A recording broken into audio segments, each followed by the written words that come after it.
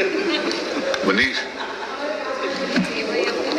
RD अध्यक्ष जी, मैं आपका आभारी हूं कि आपने माननीय राज्यपाल जी के अभिभाषण के प्रस्ताव पर बोलने का मौका मुझे दिया। मैं अपनी बातों को अपने विपक्ष के सम्मानित साथियों के साथ जोड़ते हुए कहना चाहता हूं कि माननीय राज्यपाल महोदया का अभिभाषण सरकार के द्वारा पिछले वर्ष में किए गए कार्यों तथा आने वर्ष की कार्यों की योजना का आईना होता है। माननीय अध्यक्ष जी, यह अभिभाषण की पुस्तिका असत्य पर आधारित है, सत्य से बिल्कुल परे है। ये बात शायद माननीय राज्यपाल महोदय के समझ में आ गई थी, इसलिए उन्होंने मात्र 40 पन्ने के झूठे पुलिंदों को पूरा नहीं पढ़ा और बगैर पढ़े वापस चली गई। माननीय अध्यक्ष जी, इस पुस्तिका के पहले पन्ने पर ही महाकुंभ 2025 के आयोजन का बड़ा विस्तार पूर्वक जिक्र है। एवं परसों माननीय मुख्यमंत्री जी ने भी बहुत विस्तार से करीब 1 घंटा 40 मिनट कुंभ के आयोजन का व्याख्यान किया। मान्यवर, हमारा आलोचना करना ही एकमात्र मकसद नहीं है, हम विपक्ष की भूमिका में हैं, इसलिए सुझाव देना और आपकी कमियों को अंकित करना हमारी जिम्मेदारी है।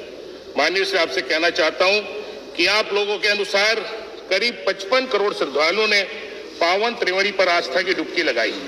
ये गिनती तो आपने एकदम कर ली, लेकिन भगदड़ में मरने वाले बेचारे श्रद्धालुओं की गिनती, घायल होने वालों की गिनती आप आज तक नहीं कर पा रहे।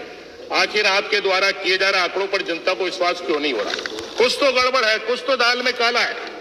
मान्यवर, मैं बड़े दुख के साथ ये भी कहना चाहता हूं कि वैसे तो सभी हिंदुओं के और सनातनों का आप ठेकेदार बनते हैं, परंतु आज चौथा दिन है सदन को चलते हुए, क्या आपको याद आया कि उन मरने वाले श्रद्धालुओं की आत्मा की शांति के लिए सदन की कार्रवाई रोककर 2 मिनट का मौन सरकार रख लेती, श्रद्धांजलि दे देते?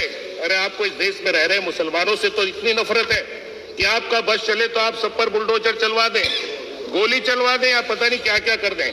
अगर ऐसा नहीं है तो 2 शब्द मुसलमानों के बारे में भी बोल देते। जब आपकी सारी व्यवस्था चरमरा गई, लोगों को ना रहने को जगह मिल रही थी, ना खाने को मिल रहा था, तब वहां के मुसलमानों ने आगे बढ़कर अपने हिंदू भाइयों के रहने के लिए अपने घरों को, अपने मस्जिदों के, मदरसों के दरवाजे खोले, उन्हें खाना खिलाया, सोने के लिए बिस्तर दिए, जबकि आप लोगों ने दोनों के बीच में जहर बोने के अलावा कुछ नहीं किया। उनको अच्छे कार्यों के लिए 2 शब्द तो क्या बोलते, बल्कि उन्हें अपने परसों के संबोधन में माननीय मुख्यमंत्री जी ने किस तरह नवाजा, वो शब्द भी मैं कहना नहीं चाहता। आपको उसके लिए खेद करना चाहिए, बल्कि हो सके तो माफी मांगनी चाहिए।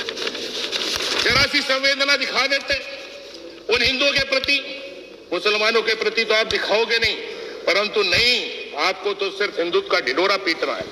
मतलब उनसे भी नहीं है, बस हिंदू और मुसलमान करके वोट चाहिए, सरकार चाहिए। इसलिए कवि ने कहा है कि मन में मैल, मुंह में चीनी से मिठास रखते हैं लोग, वक्त के अनुसार शख्सियत बदलते हैं ये लोग, गिरगिट भी शर्माए ऐसे रंग बदलते लोगों से कर्म करते हैं दिखावे के लिए ये लोग, दिल में जहर हाथ में खंजर रखते हैं लोग, जिस शख्स में छिपा हो दोगलापन, फिर वो अपनी आदत कहां बदलते हैं लोग। मान्यवर, आपकी सरकार के अनुसार 45 करोड़ के निवेश पिछले 8 साल में सरकार को मिले और 15 लाख के करोड़ आपने धरातल पर उतरा है। कौन सा धरातल है पता नहीं। पिछले 8 वर्षों से मैं नगीना में अपने विधानसभा क्षेत्र में कताई मिल बंद पड़ी है 8, 9, 10 सालों से, उसके लिए लगातार मांग कर रहा हूं, आज तक उसे चालू नहीं करा गया, कोई नई योजना नहीं चलाई। मान्यवर, पता नहीं कौन सा धरातल है।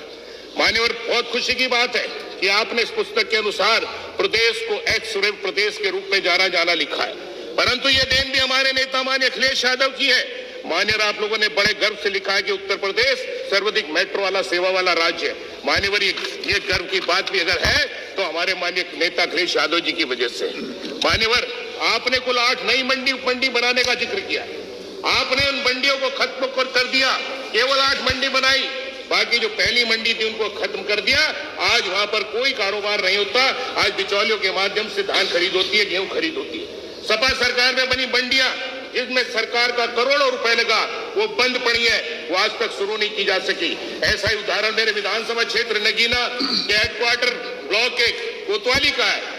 2016 से बंद पड़ी मंडी आज तक चालू नहीं हो पाई, करोड़ों रुपए उसमें लगा है। और तो और उस खंडर बनी मंडी में अभी कुछ दिनों पहले ही एक महिला के साथ दुर्व्यवहार की घटना भी सामने आई। माननीय, इसलिए कहना चाहता हूं कि या तो उस मंडी को चालू करा दिया जाए या उसको लीज पे दे दिया जाए, जिससे कम से कम वहां कोई घटनाक्रम ऐसा तो न घटे।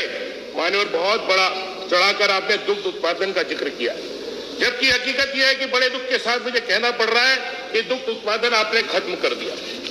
व्यापारी जो भैंस लेकर के, गाय लेकर के एक जगह से दूसरी जगह जाते थे, बहुत अच्छी बात, दूसरी जगह जाते थे, आज वो बेचारे उत्पीड़न के शिकार है। एक भैंस की लागत कम से कम 80,000 रुपए, कम गाय की 30,000 रुपए। पुलिस का उत्पीड़न जो आप लोग, आपकी पुलिस उत्पीड़न पशु कुर्ता अधिनियम के तहत करती है और उनसे हजारों रुपए वसूलती है, क्योंकि ये कारोबार करने वाले। धन्यवाद कैलाश राजपूत, इसलिए आज उस कारोबार श्री कैलाश राजपूत, चलिए आप चलिए। धन्यवाद ना देखिए, अरे जल्दी तो बन, नहीं 6-7 मिनट हो गए। 9 चलो शेर का शेर बोलने दो। शेर एक बार ये सारे हाँ शेर बोल। सारे फर्जी आंकड़े कहना बहुत कुछ चाहते थे मान्यवर आपने, लेकिन आप औरों को 7-7, 8-8 मिनट देना, 5 आपके ज्यादा हो गए हैं, कहाँ देने वाले हो गए हैं। इन झूठे बहुत 8-8, 9-9 मिनट में हुए। मान्यवर बहरहाल, मैं नहीं मैं अपने क्षेत्र में एक स्टेडियम, 2 स्टेडियम की मांग करता हूँ। कौन से शहर में आता है? करता हूँ और ये तो सुन लीजिए, कौन से शहर में आता है भाई? वो भी करो। और जो स्टेडियम वहाँ बनवाने की जगह चिन्हित की गई है, वो नगीना से सालीपुर एक गांव है 4-5 किलोमीटर गांव नदी के किनारे, वहाँ बनाने में कोई फायदा नहीं है।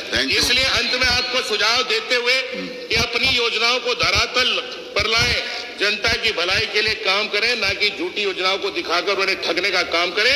इसलिए एक शायर ने कहा है, सच बोलने वाले अक्सर बहुत ही कम बोलते हैं। सच बोलने वाले अक्सर बहुत ही कम बोलते हैं, झूठ बोलने वाले निरंतर हरदम बोलते हैं। एक सच के बाद सच को और जरूरत नहीं होती, एक झूठ के बाद सैकड़ों झूठ आदतन बोलते हैं। इसीलिए मैं आपको बोल रहा था कम बोलो, इसीलिए मैं आपको कह रहा था कि कम बोलो। आप ही कह रहे हो कि जो लंबा बोलते हैं, मेरे लिए अरे मैं इसीलिए आपको बोल रहा था कम बोलो। मेरे ऊपर शेर लागू नहीं करता। सदन में 2 घंटे जो लोग बोलते हैं, शेर आप पर लागू नहीं होता। मात्र 6 मिनट बोला हूँ, घंटों 2-2 घंटे जो बोलते हैं। अच्छा मेरी बात सुनो, आपका शेर आप पर लागू नहीं होता। मुझ पे लागू, मानिए देखिए, मुझ पे लागू नहीं होता, क्योंकि हमें तो आपने 7 मिनट